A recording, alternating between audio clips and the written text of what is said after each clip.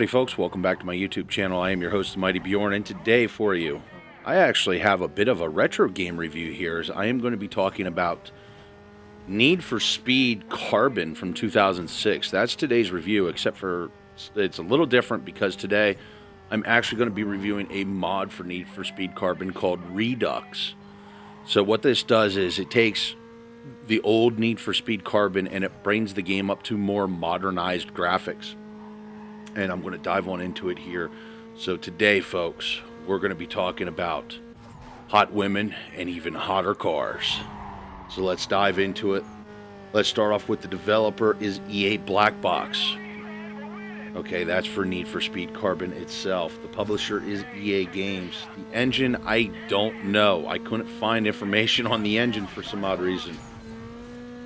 It was released on a long list of platforms, but I had originally played Need for Speed Carbon on the PlayStation 2. This is a PC version. So this is the PC version with the Redux mod, and just a quick snippet, it is a direct sequel to Need for Speed Most Wanted. It's a confirmed direct sequel. It's not like Underground, where there's Underground and Underground 2. This one is actually a legit sequel to the game. Now, as when it comes to story, basically, Need for Speed Most Wanted ends with you just getting the fuck out of Dodge. And what ends up happening is you end up going back to Carbon Canyon, your old stomping ground where you used to race and everything else. And essentially, the map is divided into territories by different racing teams. And you have to go around and win races and essentially defeat the racing teams.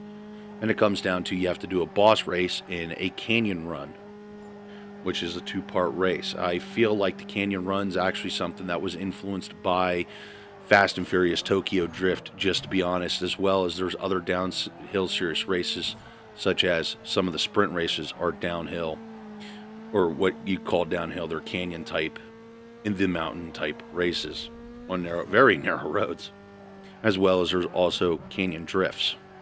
And canyon drifts and canyon races themselves can get quite dangerous as there's breakable walls and you can end up driving off the edge of the cliff. Definitely a very Need for Speed Tokyo Drift influenced race.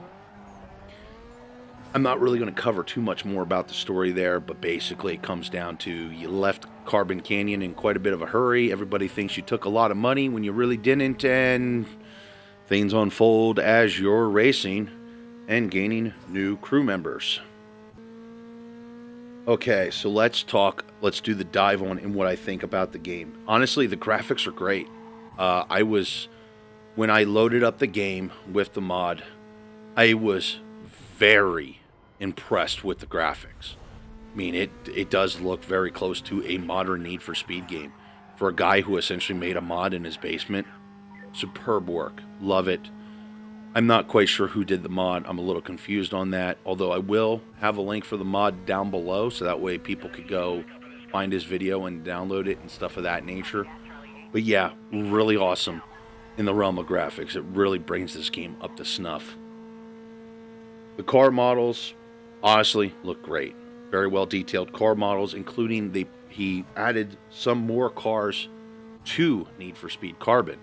There's actually a bunch of cars here that wasn't in here before, and some of the cars are now more customizable, such as this Chevelle, which was actually in the game, but it really wasn't very customizable. He made it a bit more customizable now. There's a wide variety of races. You have sprint, you have drift, you have checkpoint, you have speed breaker. Of course, then you have the downhill series stuff, you have canyon races, you have circuit races. There's a lot of different types of races. So there's a little bit of something to do to kind of switch things up at pretty much any time.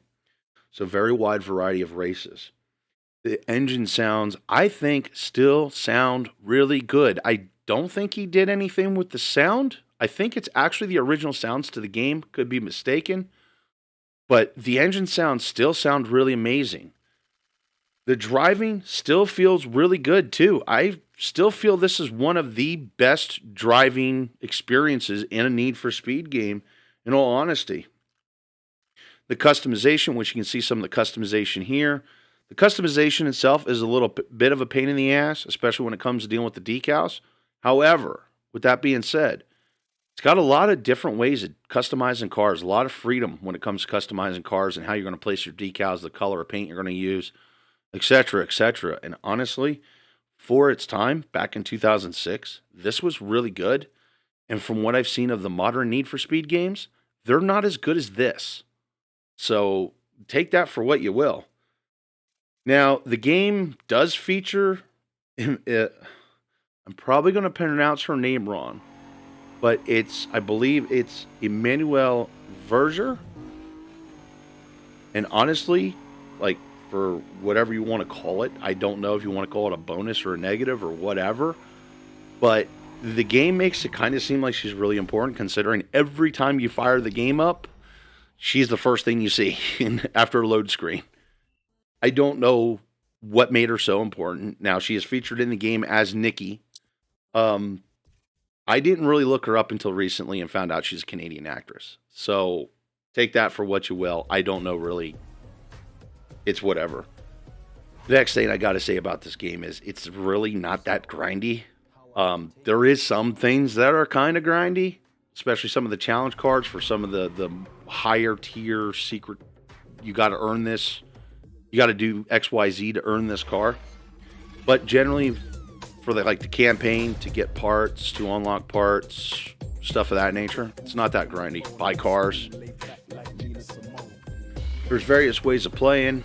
The only thing is so there's a story mode, there's a challenge series, which you can do as single player, and then there's quick races, and then there's multiplayer. The multiplayer just doesn't exist anymore. From what I understand, you can't do multiplayer anymore. Maybe you can, but I haven't seen a way of doing it. And then the team mechanics I thought was really cool, even though at times the teammates can be nothing more than a pain in the ass and useless.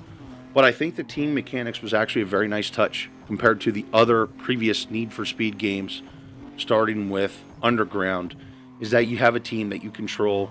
Your teammate provides different specials. You have a scout, which will actually find and call out shortcuts on the map. You have blockers, which will try to block and knock other racers off the road. And then you have drafters, which they'll give you a speed boost. What you do is you got to get behind them while you can draft with them, and they'll kind of pull your car along and make you go faster. Great way of gaining a lot of acceleration without using NOS.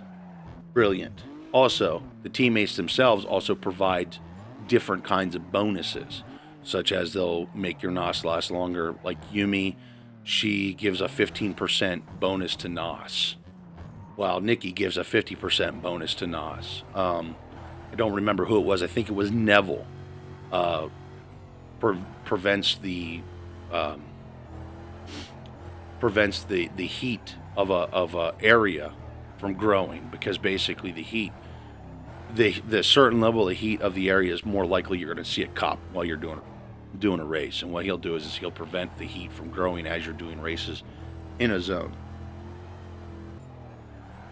Now, personally, the things I didn't like, and honestly, this has nothing to do with Redux. This is just things that I didn't either think about at the time when I played it on the PS2, but I definitely noticed it now, all these years later, kind of looking back at it with nostalgic eyes, and things that just didn't seem to age well. And one thing I definitely want to start with is the movie clip filter. I have no idea why, but the movie clips look like someone smudged Vaseline on a camera.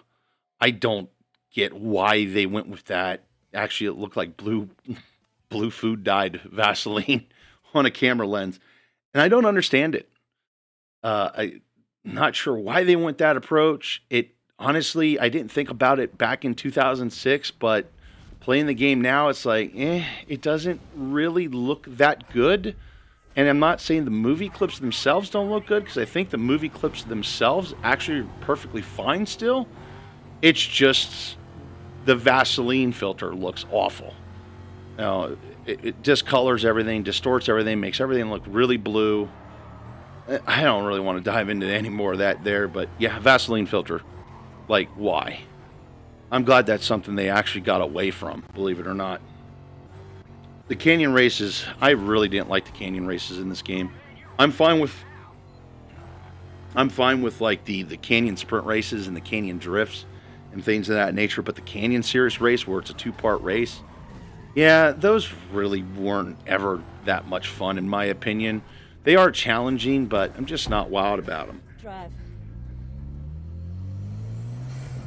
Now, I'm going to have to admit, too, another thing that I really wasn't wild about with Need for Speed Carbon versus Need for Speed Most Wanted is the soundtrack for this game is really weak. Now, that being said, it's still a better soundtrack than a lot of the modern Need for Speed games. Like, the soundtrack for this, I could actually tolerate. I could go in, I could customize a track list. That way I only heard the songs that I wanted to hear. And the music, there was still some good music there. Where with the more modern stuff, you can't really customize your soundtrack, and honestly, I think the music in the modern games just suck. Now, well, I think he did a great job on the character work and things of that nature, or sorry, the car models and the graphics in general. I think it would have been nice if he would have took a little bit more time to work on the character model. Like, you got the girl, the flag girl there that starts the race. It's like, yeah, I mean, it looks better than it did back in 2006, but yeah, that model definitely did not age well. So, yeah, just... Nice fucking model! Now, I noticed something, and this is something I don't remember from the previous, like from the original. I think this might be related to the mod. Is sometimes the road would just black out on me. Like the road itself would just disappear and then reappear. It was kind of annoying to see, but it didn't happen very often. And it didn't break anything because it's like I didn't fall through the road, and it would be so quick that at times it really wasn't noticeable, to be honest. So, but it was still just a nuisance to see, to be honest. So, yeah, road glitches. And then finally, the cop chases. Oh my god, the cop chases. The cop chases can be so frustrating. And that was in the original Need for Speed Carbon. With the mod, he actually made the cop chases harder. Now, there is a process to go through to bring back the original cop chases from Carbon. But man, they were still annoying as fuck looking back at them now. Because, like, you do things like use a speed breaker, which would knock out a bunch of cop cars. And then for some odd reason, a cop would spawn right directly in front of you. So, yeah, the chase would continue. Even though you just knocked out every cop that was chasing you. And, oh, by the way, there was no cop there before you hit the speed breaker. Those are always annoying. As well as when you're trying to hide, trying to get somewhere, whatever. The cop would just spawn right in front of you. And he made it, honestly, in my opinion, he made it way worse in the mod.